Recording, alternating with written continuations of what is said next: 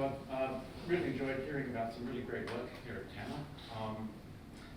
My paper is a little bit more reflective in scope, touching on some of the things that we've just heard about actually in Jason's paper, hopefully providing some food for thought and opening up an opportunity for some further discussion.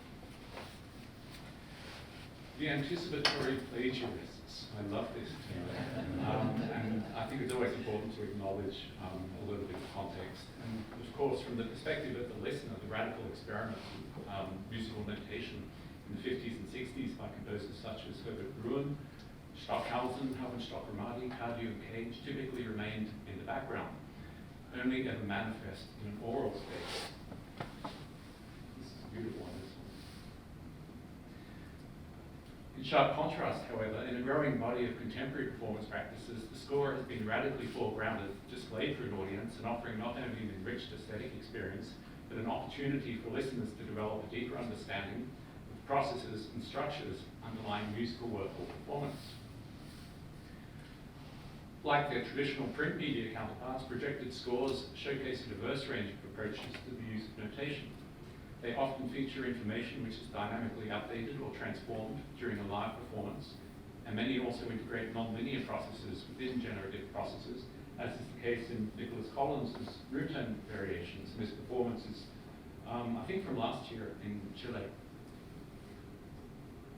And what you're seeing are the resonant frequencies of the space in which the performance is happening. So it's always going to be different depending on where that performance is happening. Projected scores need not adopt common practice notation, nor do they necessarily need to be generated by computer. Jadina Tinneman's panoramic scores, this is her term, for example, feature hand-drawn graphic notation presented on printed media spanning an entire performance space. In this piece, the score is 24 meters long. Projected scores need not be prescriptive in nature. Live coding performances, for example, often routinely display performing script, which is edited in real time. But live coding need not be text-based in nature, as is the case in Thor Magnusson's Threnoscope. Irrespective of the type of notational scheme that's presented in a performance situation, the question that presents itself is how such a foregrounding might promote a deeper structural understanding of a musical work or of the underlying performance processes.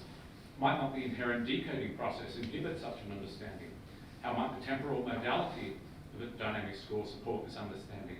To better address these questions, a useful starting point, for me at least, is to consider how the visual design of projected scores affects the way in which composers articulate musical forms.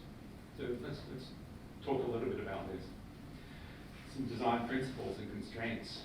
Despite the obvious advantages of common practice notation, it's very dense informationally. So you typically don't see a page of manuscript like this as a projected score. There's just far too much information there. And this is one of the reasons why we tend to see a lot of graphic notation, as is the case in works such as Cats, Cruel and Unusual. While the concept of page turns are somewhat of an anachronism in projected scores, the constrained spatial area of a display has seen composers adopt a range of animation techniques in order to present performers with new musical information. In cat screen scores, for example, scrolling techniques are often employed to display new information to an ensemble. And I'll talk a little bit about this later. This directly correlates the display methodology to the drone-based forms that underscore much of her work. New musical information can also be embedded within a single display frame through the animation of notational descriptors.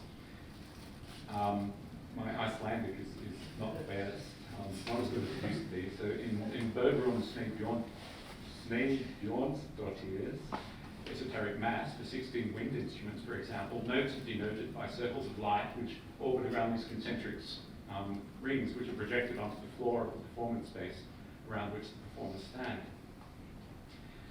Animated event descriptors can also be combined with traditional notation in a hybrid form. In Ingebjørg Friedrichsdottir's Right is Wrong for solo piano, only one grand stave is displayed, which overcomes this problem of informational density, with discrete pitches scrolled from right to left. And color in this instance refers to dynamic. I'm not sure if it's the most intuitive mapping, but that's the piece. Irrespective of the type of animation adopted, the speed of dynamic change is constrained by the inability of the eye to accurately track rapid visual transitions, especially when that information is distributed over a large spatial area. Colour, I won't talk too much about colour because we just had a wonderful talk from Lindsay. Colour assumes a more constructive role in projected scores, but one thing that it also has is an aesthetic value. It's not purely functional, and this is a good example of that. This is Marina Rosenfeld's piece, White Lines, which is an ongoing concept, I think. I'm not sure I'd even refer to it as a piece. In this particular work, colour it has a functional role, but it also has a fundamental aesthetic value in drawing attention to concepts of stasis and becoming. And in this piece, what you see is it's a still shot, actually, with the video projection behind these white lines, and it's dynamic. While these various visual design principles are first and foremost intended to facilitate performance interpretation, they also facilitate the ability of the listener to enter into a decoding process to develop a better understanding of the musical and performance processes underlying the work itself. In his influential 1986 essay, Listening, Roland Barthes identified 3 ways in which sound can provide meaning. Firstly, through acting as an indice and providing means of orientation. Secondly, through acting as a sign and functioning in a semiotic mode. And thirdly, through functioning as a series of signifiers that draws attention to what is unsaid. While in many respects Barthes' modes are woefully general, they do provide a useful framework for helping to understand the experience of listening to musical works, the scores of which are visible to the audience, I should say. Through the foregrounded score, listeners are invited to engage in the decoding of referential functions. Sorry, I skipped ahead. I lost my notes then. To help develop an understanding of the musical processes to which they are attending. In Rosenfeld's White Lines, the process of deciphering is even encouraged when the notation is exhibited in non-concert settings. In other words, it doesn't have to be performed by an ensemble. The referential functions of notation are made somewhat easier to decode through the use of animation techniques in certain generative scores to denote the onset of particular note events. In many of Ryan's works, it's not difficult for the listener to perceive that the collision of graphic primitives or the intersection of moving circles within the spatial location of performance denotes the articulation of discrete note events. Similarly, in scrolling scores, which employ a playhead paradigm, the relationship of graphic shapes to relative pitch is easily decoded through observance of the vertical point of intersection of the shape with the playhead. In each of these modes, referential functions of notation employed are facilitated through the manner of their temporal unfolding. Somewhat counterintuitively, perhaps, the referential function of notation can also be suggested through an a priori physical relationship between the performer and the visually presented score. This is explored in this work, which we've just seen, Megira Land Mamalauga, where the decoding process is facilitated through the manner in which the performers choreograph their movement through the performance space in order to read a 24-meter long score.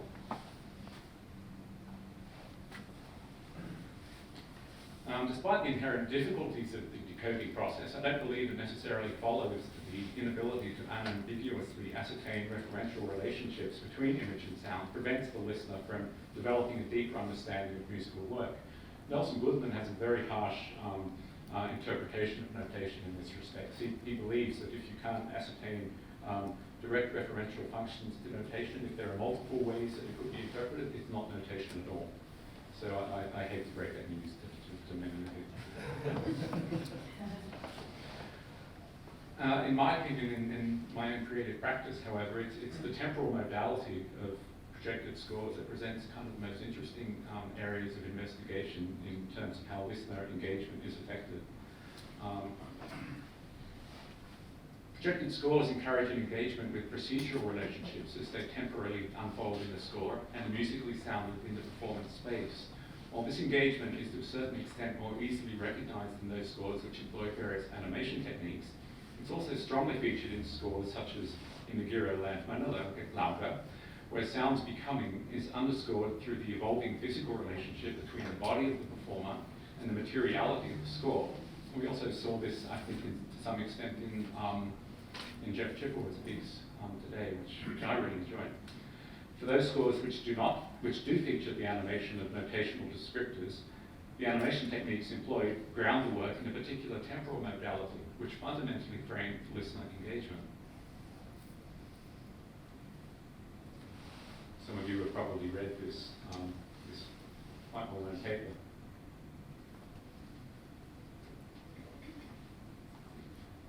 PowerPoint skipped again.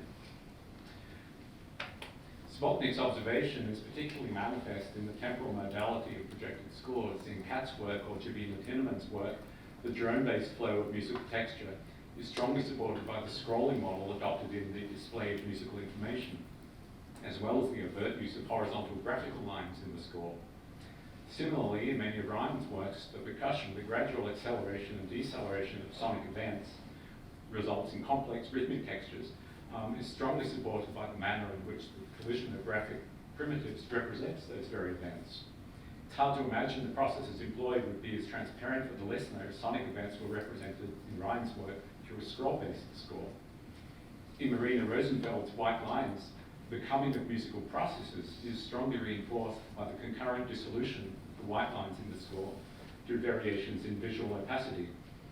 In all of these works, the temporal modality of the score underpins the formal structure.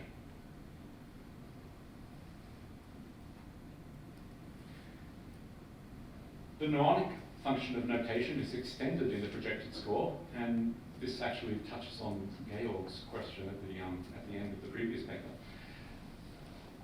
such that it serves as an aid memoir not only for the performers but for the audience, providing the visual support to relate current events to past, but also to better anticipate how future events might unfold. In nonlinear forms, open forms, or in visual scripts where denotated relationships cannot be unambiguously determined, this anticipatory function is fundamentally unique. Through projection of the score, the audience is made aware of a field of structural possibilities that is typically closed with the navigation, decisions, and determinations that the performers make embedded as criteria for aesthetic reflection, in marked contrast to the experience of the seminal open form work, such as Stockhausen's Klavierstück 11 or Haubenstock-Ramati's Liaisons, in which the virtual pathways through the score remain closed to the listener. The projected score, in other words, thus concretizes the work's pretentive possibilities. And if you're interested in this concept of pretension, I'd refer you to Edmund Husserl, one of the early German phenomenologists of the 20th century. And from there, you can branch off into Heidegger and Merleau-Ponty and whomever you might like. This is a work of mine from this year called 64 by 4 by 4 for a string quartet. Foregrounded score, in other words, presents the listener with all of the work's latent and virtual possibilities, not just those that are actualized. In this work, for example, the listener is presented with the entire field of possibilities that performers can take through the score, although only one is actually sonically realized. For the listener, the work becomes a field of potentiality, ontologically defined as much by its latent possibilities as by those sounded. These potentialities constantly shadow the work's actualization, overtly foregrounding the process of production and intelligence. A quick excerpt from another score of mine. This is something in development called 5 by 3 by 3 for the Illusion Ensemble, who you heard about from Kat and Lindsay's little talk earlier, I should say. This particular piece is for only 3 musicians. This is an excerpt of one of the, it's a part, I guess you'd call it, in traditional parlance. And actually these lines are, the curvature between these notes is dynamic. Not in this excerpt, but they actually move in response to the performance input. It's responsive score. There's no sound. This is a score for acoustic musicians to perform. Okay, so you know how to sample with musicians then? That's okay. Hasn't been premiered yet, but it's still being written at this point. Ah. Maybe next TENOR I'll have something I can present. Can I comment? Okay. Maybe after I've had a few drinks I can comment. Perhaps.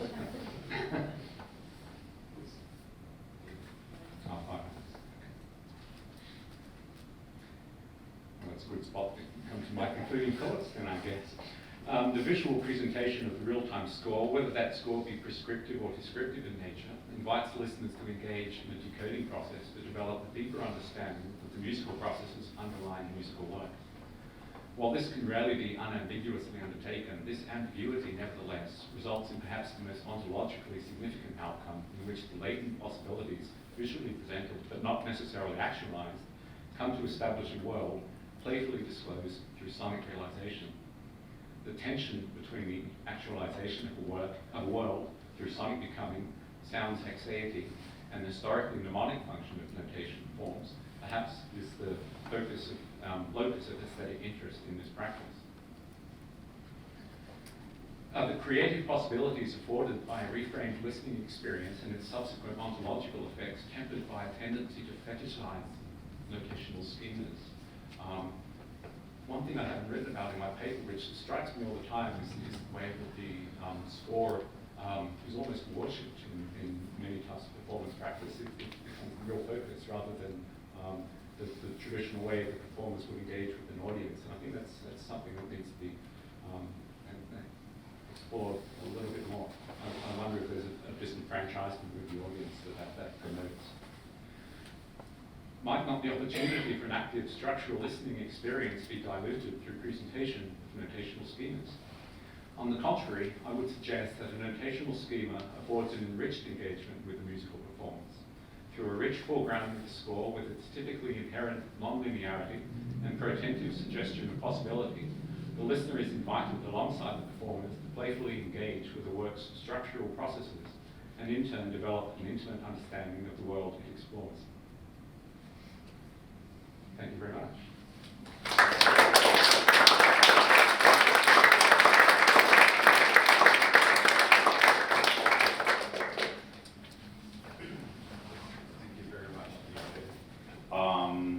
We have a bit more time now, this time.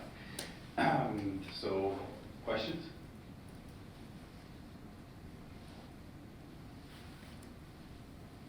Everyone wants to get coffees. Come on. Someone must have a question. Lindsay. Hi, David. So in the first of the 4x4x4, was it? Or? Oh, right, yeah. So how do the performers choose, how do they know which line or which path to take? Oh, this represents all pathways. It's similar to the piece that you and Kat have done point studies too. So in this case, the color of the lines represents string number. Yeah. The color of the nodes represents harmonic number. Right. And the performers, well, I should have actually said the performers have different camera orientations on this score. So the violinist has a different trajectory through that kind of sculpture, so to speak, as opposed to the cellist. They're presented with different pathways through the score. In addition, there's actually an audience presentation as well, like this. So there's effectively 5 different projections happening in performance. I'm not sure, I think that answers the question. So they're kind of choosing their pathway through based on what they're seeing. Okay, another question here. Have you thought about VR scores for this kind of? Yeah. I have thought about it, and the reason I steer away from it is because it distances the performer from their instrument. I'm not sure how a pianist would perform if they've got a scope on their head. And it just further distances the performer from the audience. And I'm already disturbed by the distance and the worshipping of the score in concert settings. So, yeah, I've thought about it. Maybe augmented reality then? Yeah, I thought about that as well. I need to think about it more. So let's back. Thank you, David. It was very inspiring. And this question of the worship of the score is really something that was very nicely resolved in this piece by Bergrun's called the electric mass and the esoteric mass. Was it Esoteric this? mass.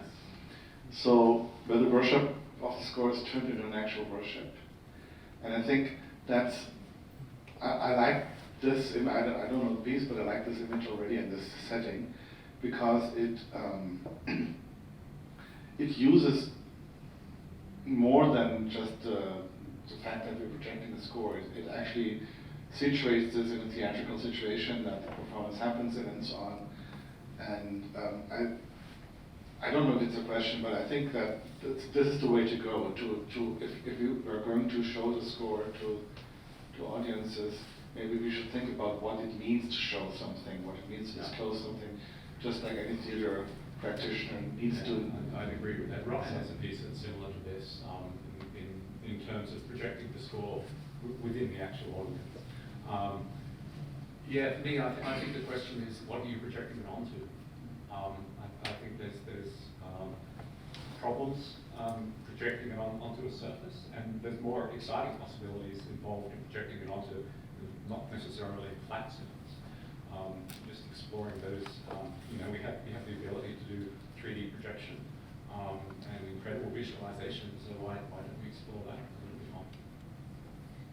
I was just going to say that, just from a composer's point of view, I don't like my scores to be projected. It will be projected at the concert. But the reason I work with music in the first place is I love the abstract nature of it, and that it is a really oral engagement. And yes, there's a performance, and there's a lot of things that the performers bring. But as soon as you put notation in front of the audience, they try to decode it, and they spend their time, and I just learned this through my experience, talking about what it means and learning to read it and working it out, and all these things that are happening, which is great, but they stop listening. And I just wondered if you had any thoughts about that, if that's something that you've thought about in your own work and your own decisions about whether or not to present it, or is it actually part of it for you? Well, I think often the reason that you project, as you know, is purely practical in nature, because you need a way that the performers to be able to play the piece, and you can't necessarily give each performer a separate display. There are practical realities here which result in having to project a score. I like to create scores that are visually beautiful to look at as well, in my opinion. And so that's a real driving factor with what I'm trying to do creatively, because I'm aware that the audience is going to see that score, and so I want to create a pleasing aesthetic experience in that domain as well as in the sonic domain. So yeah, I definitely give a lot of thought and attention to how something looks. Because I think different composers approach that issue differently. So for example, in my own work, I did it that way because conventional notation just didn't cut it. I battled with it for years, and then I ditched it and came back. And I'm very cautious about it being judged as an artwork, as a visual artwork, because I don't feel that I've, Well, but I'm interested in that, in when you make a piece, not you personally, but when people who use graphic notation, there is a kind of give and take with the visual material, the colours that you choose, and you could make a line any width or any colour, but you don't, you choose them, so I can't escape. So I guess, I'm interested to hear you say that, because I think that they're quite different experiences for the audience there. For me, I've always thought of notation just as a code which you use to render something in perpetuity, perhaps. Whereas for you, it seems these are multimedia works in a way. Yeah, I mean, in my work, I'm interested in kind of confusing time a little bit, and I'm not so attracted to the linear forms. I like having the entire form present almost as a geometrical object, like this, that's kind of explored and pulled apart perhaps, but it's all the information is always present, but the pathway around that and the way that you look at it is what creates the musical flow and tension in the piece. There's no way I could notate what I want to achieve musically with common practice notation in these kinds of works, and I prefer the word disorders too. It's a vanity. Could you go back to the former slide? Oh, sure. Circles. It's the former one.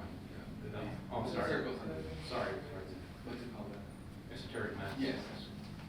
You said, the question is, what do you projecting it onto? I would suggest revising the statement to, what are you projecting it into?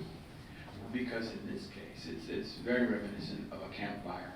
It goes back 100,000 years, people sitting around a campfire and looking at the flames and feeling their collective awareness. And I think that's at the root of a lot of art. And it occurs to me that we have a convention in music and projection of scores of having the score be in back of the performers. And I don't think that's been thought through nearly enough, because here we're breaking that convention and it's suddenly very compelling. And I think readability is another very important element. This is instantly readable. I don't know what this music sounds like, and yours are very readable as well, but some of the other stuff, it's coming from already a locked-in convention. It might be new, but it's a convention, and it makes the audience spend much of their energy trying to decode it. I think it's not the best response. Whereas when it's immediately readable, then it's a whole other ballgame. Well, I think in scores such as this, there's a very low threshold beyond which there's too much information present, and it's difficult for the performers. Performers can be easily overloaded if you're presenting them with too many unusual graphic shapes. So most of these scores that we're seeing, most of these graphic scores are really quite simple. The mapping might not be simple, but yeah, I'd agree with that. I think there's one final question. Three more questions. Okay, so I guess we can start the next session a little later. What do you think? Would that work? To see. Yeah, we'd have an hour and a half before the next. I could have answered the question. Next But, concert. So, Yeah, I think one more question is fine.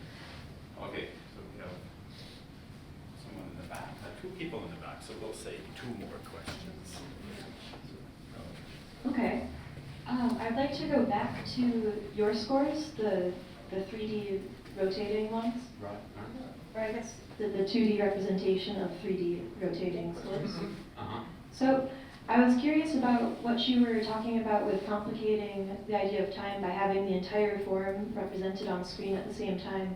Right. It seems like simultaneously that's complicated on itself by having the shape move and also have the different assets moving in time against each other, and how that suggests its own linearity as well, and how you see that functioning.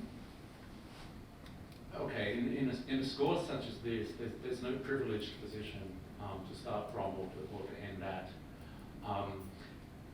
The reason I like to rotate and to pull things apart is to explore ways in which those transform visual parameters can be mapped to sound as well. So that it's a way that we can create some type of formal structure. I'll often spin objects so that you can see different parts of it, which might be obscured. So if we had things in alignment like this, and then we rotate them around, you'll get very different perspectives on natural musical form. And that could have very different results in terms of the way that it's sonically realized as well. So do you see the spinning as more demonstrative or indicative of a specific kind of direction itself? Like the motion suggesting something representational in the music, or just demonstrating the score or the material visually? What's that space? It was directed. Yeah. When they got closer, they were louder. Yeah, well, perhaps in this one it's more directive, because I can almost like put blinkers on the performer, and so they only see part of it, and then move those blinkers around so the perspective changes, perhaps. But again, there's no privileged start and stop position or any position in between, and we're not reading from left to right. They could be going up and down. They could be going backwards. They're not necessarily going forwards in these pieces. They're just going around in in all dimensions at once. I'm not sure if that answers the question, but Well, sort of. If I think of just there's a green section to the left. If I just think of there's like a segment, I think. this one? Oh, this Yeah, the one that's above your cursor. Yeah. So eventually that will rotate, and then that segment will become very short. Yeah, and so the duration of the node that it's mapped to will become shorter as well.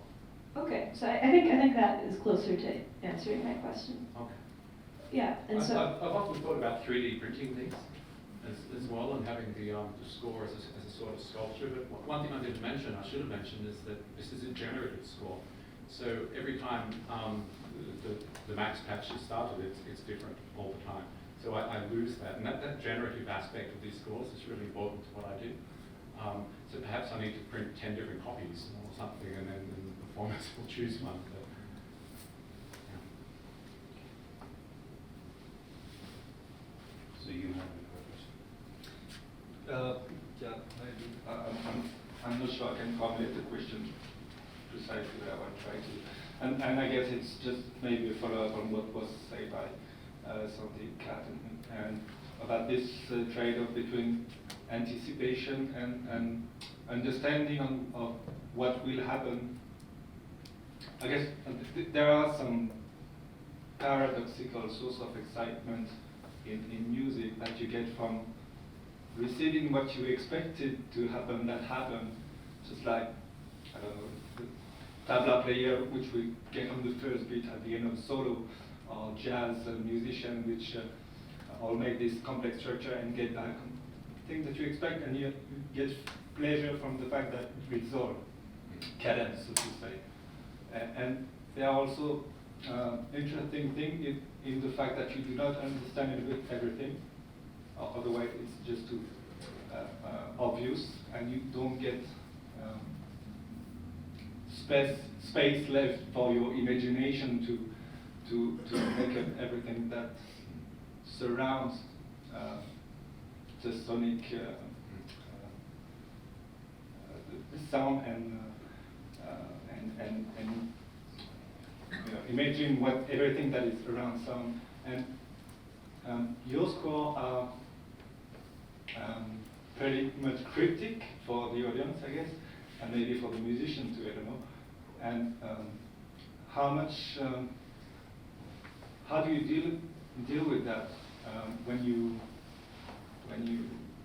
like you could put the notes or whatever musical structure you use on the screen, but it's just abstract shape, and you say that you show the whole structure. So how? I don't know if it's a question. I have a related question. Yes, the question was this. I had the question at the beginning. How much of explanation do you give to both the audience and the performers before they play your piece? Well, the performers know exactly what they're doing. They know how to interpret the score. The audience will come in cold. They won't know one color from another. So how the audience chooses to interpret it, I can't begin to answer really, I guess. I think it's a really complex question. I don't think we can necessarily assume that audiences will be able to anticipate what's necessarily coming, even though they're presented with all of the possibilities. They will have a very difficult time knowing where performers are. And so if they're approaching the score as a type of puzzle solving, I think they'll be disappointed. It kind of operates on a different modality, I think. I guess we should stop here and continue the discussion